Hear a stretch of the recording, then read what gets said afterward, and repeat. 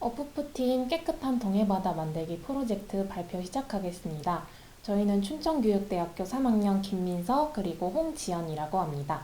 목차입니다. 수업 소개 후에 6차 시에 수업을 하나씩 설명하고 수업 시험 결과를 이야기한 후 마지막으로 에듀톤 대회에 참여했던 소감으로 마무리하겠습니다.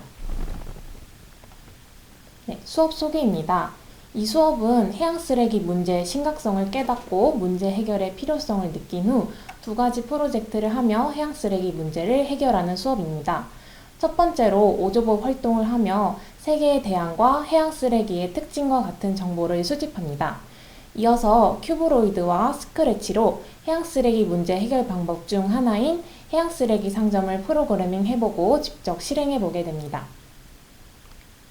수업 기획 의도입니다. 최근에 해양 쓰레기 문제가 대두되면서 해양 환경 오염이 우리의 삶을 크게 위협하는 요인으로 부각되고 있는데요. 이렇듯 해양 쓰레기는 해양 생태계에 대한 위협을 넘어 인류에게까지 직접적인 위험으로 다가오고 있는 상황이지만 내륙 지역에 살고 있는 학생들에게는 이런 해양 오염 문제가 막연하게 느껴질 수 있다는 고민을 가지게 되었습니다.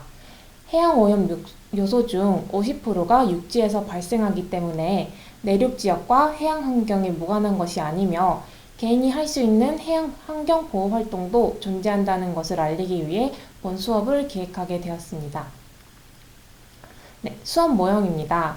이 수업은 AI와 SW 소양을 기르는 과정에서 미술, 사회와 같은 교과 지식을 쌓을 수 있는 AI 융합 교육으로 교수학습 모형 중 데이터를 기반으로 문제를 해결해 나가는 STS 모형을 선정하고 일부 변형하였습니다. 수업 단계는 아래와 같습니다. 먼저 1차 시에 문제로의 초대 단계에서 학습 문제를 확인하고 2차 시 탐색 단계에서는 문제 해결을 위한 정보를 수집합니다. 3차 시 설명 및 해결 방안 제시 단계에서는 수집한 정보를 분석하여 문제 해결을 하게 됩니다. 프로젝트를 총 2개 진행하기 때문에 탐색과 설명 및 해결 방안 제시가 한 번 더 반복됩니다. 6차 시 실행 단계에서는 문제 해결 방안을 적용하고 확산하게 됩니다. 1에서 3차 시 수업은 바다 지킴이 5조봇의 해양 쓰레기 처리 프로젝트가 진행되는데 1차 시에서는 해양 쓰레기 문제를 알아보게 됩니다. 여기 화면에서는 이상한 생명체들이 보입니다. 거북이, 보거, 해파리, 해초라는 해양 동물들이 쓰레기로 인해 오염된 모습을 표현한 사진인데 해양 쓰레기의 심각성을 표현하고 있습니다. 옆에는 동해바다에서 볼 수 있는 해양 쓰레기입니다. 지연 선생님, 여기에서 뭐가 보이나요? 저는 부표랑 끈 플라스틱 뚜껑 봉지 등이 보여요. 근데 특이하게 라면 봉지도 있는 것 같아요. 네, 지연 선생님이 포인트를 잘 얘기해 주셨는데 해양 쓰레기의 대다수는 육지로부터 오게 됩니다. 이런 사실들을 토대로 학생들은 분리수거의 중요성을 느낄 수 있습니다. 또한 플로깅과 비치코밍 등 해양 쓰레기 해양을 위한 노력을 생각하게 됩니다. 2차 시는 오조봇을 이해하는 시간을 가지게 됩니다. 화면에 보이는 교구제가 오조봇인데 손바닥에 올릴 수 있을 정도로 작은 로봇입니다. 색깔 마커를 활용해 길을 만들고 코딩을 할 수 있는데 이는 오조코드라고 불립니다. 오조코드는 퀴즈와 카드 게임을 통하여 친숙해지는 시간을 가지게 됩니다. 3차 시에서는 1, 2차 시 융합 수업으로 오조봇으로 해양 쓰레기 줍기 활동을 진행하게 됩니다. 다음과 같은 문제 상황이 주어지고 학생들은 육하 원칙을 토대로 이를 정리하게 됩니다. 학생들은 천천히, 빠르게, 정상속도, 회오리 바람, 지그재그, 회전이라는 오조코드를 사용해서 문제를 해결할 수 있습니다. 예를 들어 해양 쓰레기끈을 무슨 오조코드를 사용하면 좋을까요? 요리조리 피하기 위해서 지그재그 오조 코드를 활용해 오조봇을 작동할 수 있을 것 같아요. 네, 이렇듯 오조 코드를 활용할 때는 학생들이 상상력을 발휘할 수 있게 자율성을 강조하는 것이 필요합니다. 4차시 수업 설명하겠습니다. 4차시는 해양 쓰레기 상점 프로그램 제작 과정 중 첫 단계인 큐브로이드 조립하기 수업입니다. 차시 목표는 다음 두 가지입니다. 해양 쓰레기 상점 프로그램을 이해하고 알고리즘을 순서대로 나타낼 수 있다. 큐브로이드의 특징을 알아보고 블록을 조립하여 나만의 큐브로이드를 완성할 수 있다. 도입 단계에서는 세 차시 동안 만들 해양 쓰레기 상점 활동을 안내하고 큐브로이드를 소개합니다. 전개 단계 활동 1에서는 큐브로이드의 블록과 작동 방법을 알아봅니다. 활동 2에서는 이런 활동지를 작성하게 되는데요. 활동지를 통해 프로그램을 순서대로 작성하면서 이해하고 각 블록의 기능을 확실히 알고 넘어가게 됩니다. 활동 3에서는 이를 기반으로 나만의 큐브로이드를 조립합니다. 마지막 정리 단계에서는 완성된 큐브로이드를 발표하며 수업이 마무리됩니다. 5차시는 인공지능, 이미지 분류와 머신러닝 이해하기 수업입니다. 학습 목표는 다음과 같습니다. 인공지능, 머신러닝, 이미지 분류의 개념을 이해할 수 있다. 인공지능에게 이미지 분류 학습을 시킬 수 있다. 도입 단계에서는 플로깅을 했던 경험을 공유하고 지난 차시에 배웠던 큐브로이드의 특징 중에서 인공지능 활용에 관한 이야기를 하도록 유도합니다. 전개 활동 1에서는 잠금 해제 게임을 통해 인공지능을 알아보고 활동 2에서는 머신러닝과 이미지 분류의 개념을 알아봅니다. 활동 3에서는 위에서 배운 개념을 바탕으로 큐브로이드에게 직접 쓰레기 이미지를 분류를 학습시킵니다. 스크래치 확장 프로그램인 큐로 AI 프로그램을 활용하는데요. 이렇게 머신러닝 기능을 사용하여 이미지 분류를 학습시키게 됩니다. 이때 쓰는 쓰레기 사진은 학생들이 직접 주운 쓰레기를 인쇄한 사진입니다. 마지막으로 인공지능, 머신러닝, 이미지 분류 퀴즈 내기로 수업이 마무리됩니다. 6차시는 큐브로이드로 해양 쓰레기를 분류하고 보상과 교환해주는 프로그램을 제작하고 실행시켜보는 차시입니다.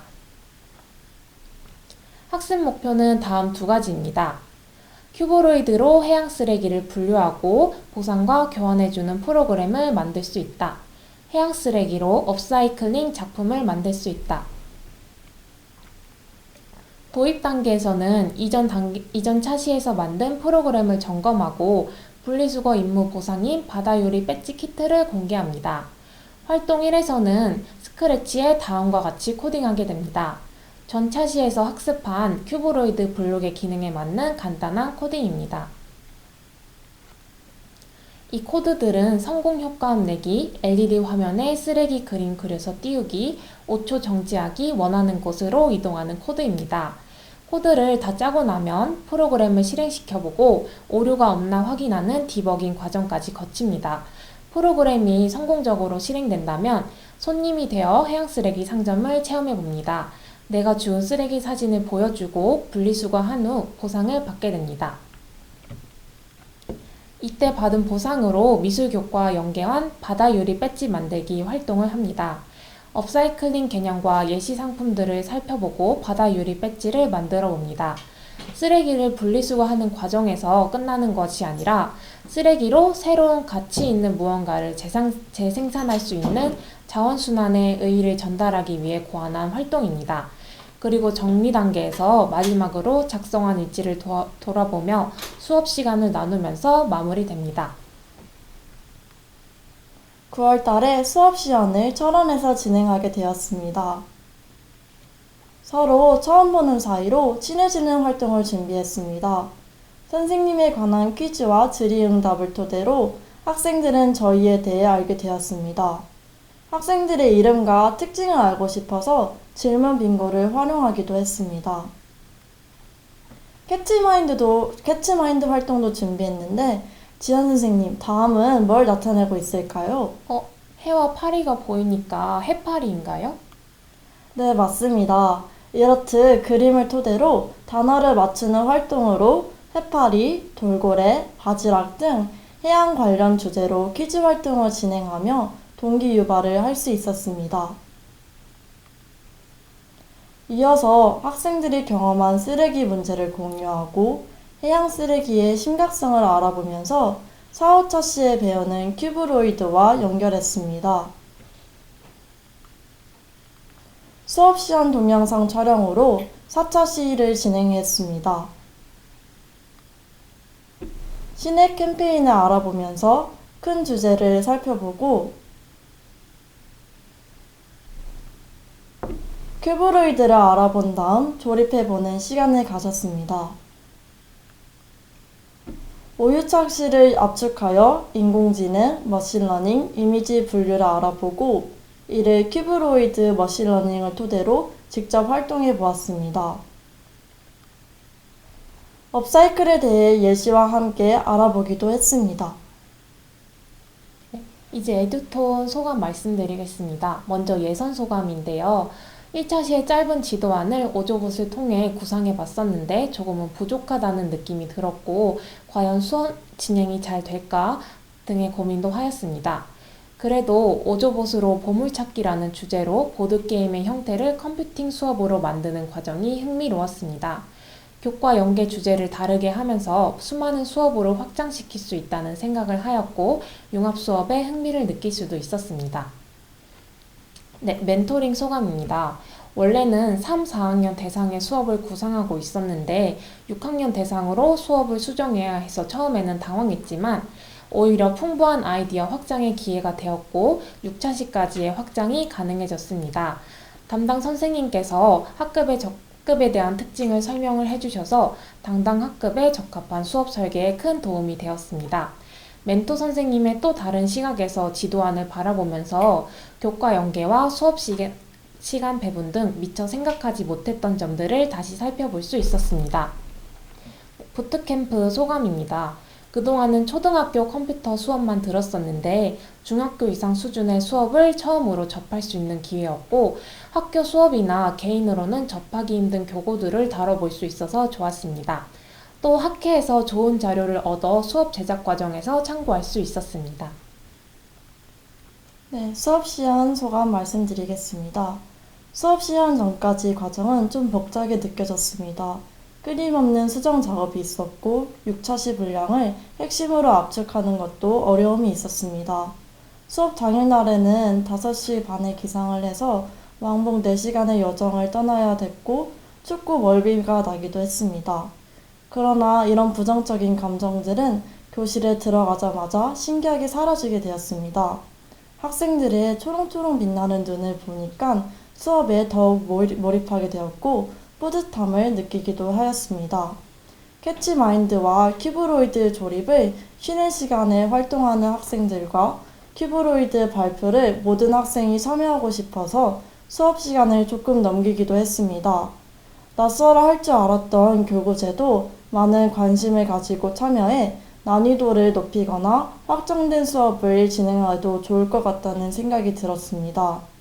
업사이클 예시로 활용했던 페트병 화분은 실제로 실과교육 시간 때 저희가 만든 화분으로 교육대학교 과목과 수업을 융합할 수 있다는 뿌듯함을 느끼기도 하였습니다. 예선, 멘토링, 부트캠프, 피어 리뷰, 수업 시연, 그리고 최종 촬영까지 2022년 에듀톤 활동이 끝이 보이고 있습니다. 이번 활동으로 처음보다 발전된 모습을 저희가 느끼게 되었고 앞으로의 발전을 기대하게 되었습니다. 많은 것을 배워갈 수 있었던 소중한 기회였던 것 같습니다. 발표를 들어주셔서 감사합니다.